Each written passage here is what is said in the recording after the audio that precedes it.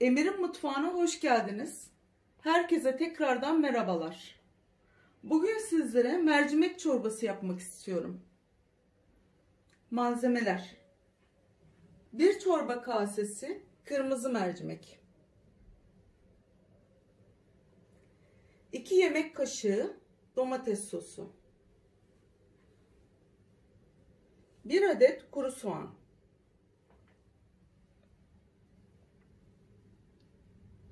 3 diş sarımsak,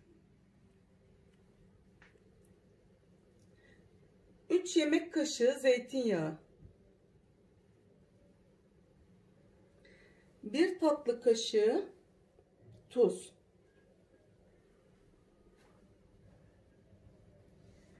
1 yemek kaşığı toz kırmızı biber, 1 yemek kaşığı tereyağı, yeterince su.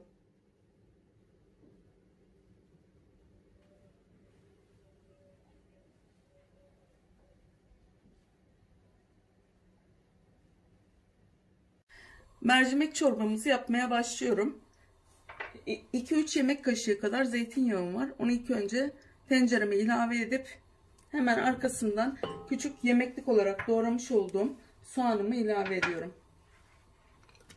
İnce ince doğradım. Bir de 3 diş sarımsağım vardı. Onu da içine ilave edip güzelce bir kavuracağım.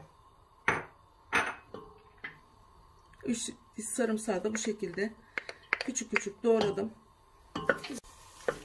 Soğanımızı, sarımsaklarımızı güzelce yağda pişireceğim. Daha sonra içine 2 yemek kaşığı kadar domates sosum vardı benim yazdan yapmış olduğum. Onu da içine ilave edeceğim.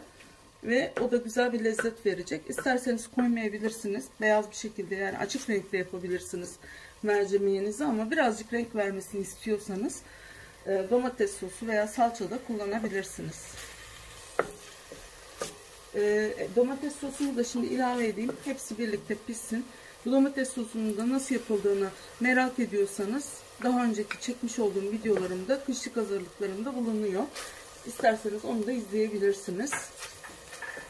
Ben birazcık renk vermesi açısından koydum. Bu şekilde yapılan mercimek çorbası çok lezzetli ve sağlıklı oluyor. İçinde bulunan soğan, sarımsak hepsi çok faydalı besinler. O yüzden onları kullanmayı tercih ediyorum ben. İçine tuzumu da ilave ediyorum. Bir tatlı kaşığı tuzum vardı. Onu da ilave edip soğanlarımın daha güzel karamelize olmasını sağlayacaktır. O şekilde pişirmeye devam ediyorum. Soğanlarım hafiften kavruldular. Şimdi içine yıkayıp süzmüş olduğum mercimeklerimi ilave ediyorum.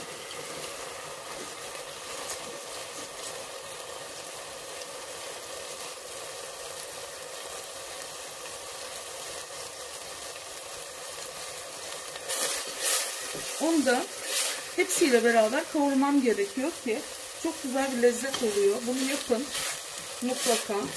Bu yağında ve soğan, sarımsakla beraber mercimeği bir 5 dakika kadar suyunu vermeden önce bu şekilde kavurun.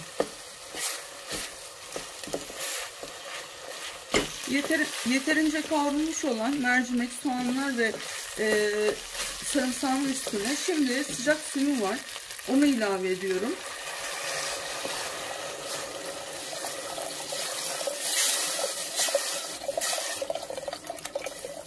İyice piştikten sonra suyunu kalınlığına veya inceliğine göre çorbanızın ayarlayabilirsiniz. Mercimek çok faydalı bir besin. Kan dolaşımı için özellikle damarlarda oksijen taşımasını sağlayan bir yapıya sahip. Enerji veren bir besin. Aynı zamanda göz sağlığına ve cilt sağlığına da çok iyi gelen bir besin. Kilo kontrolü için kullanabilirsiniz. Görüyorsunuz yoğunluğunu. Biraz daha şimdi ısıtmış olduğum suyumdan ilave ederek pişmesini sağlayacağım biraz daha.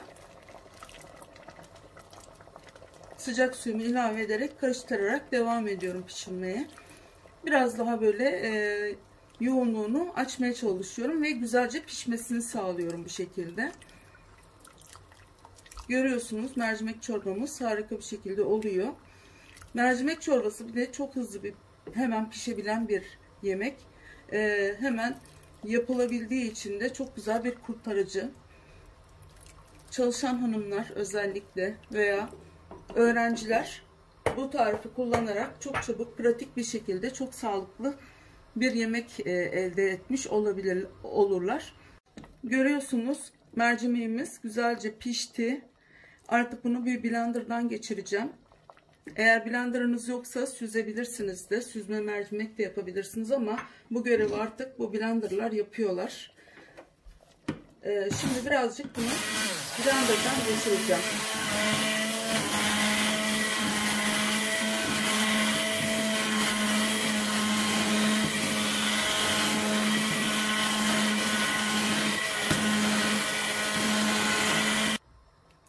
Çorbamı blenderdan çektikten sonra görüyorsunuz kıvamını. O kadar güzel bir kıvam oldu ki bir 5-10 dakika daha böyle ocakta biraz daha pişmesini sağlayıp ondan sonra artık altını kapatacağım. Çorbam harika, nefis, mis gibi kokular bütün evimi sardı. Çorbamız iyice kaynadı, görüyorsunuz. Kıvamı da çok güzel, mükemmel oldu. Şimdi artık yağıyla biberi yakıp üstüne dökme zamanı. 1 yemek kaşığı tereyağım vardı. İlk önce onun erimesini bekleyeceğim. İsterseniz salça da kullanabilirsiniz. Ama ben biber kullanmak istiyorum. Toz kırmızı biber. Acı tatlı sizin kararınız. İstediğinizi kullanabilirsiniz.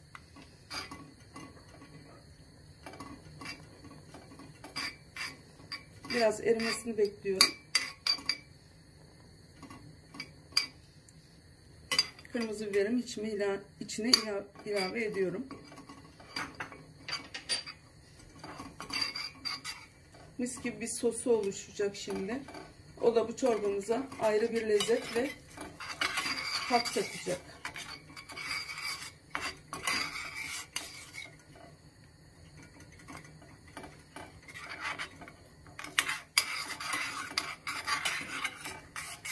Görüyorsunuz renginin güzelliğini.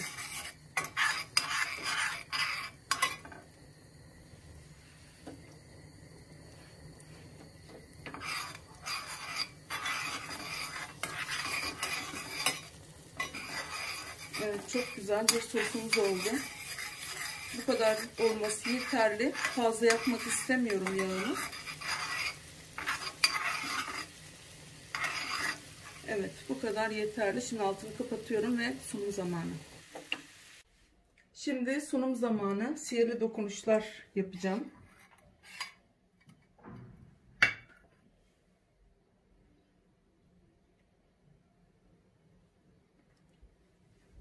Görüyorsunuz çorbamız muhteşem. Çok güzel oldu. Kanalımı takip etmeyi, yorum yapmayı, beğeni yapmayı lütfen unutmayın. Şimdiden deneyeceklere afiyet olsun.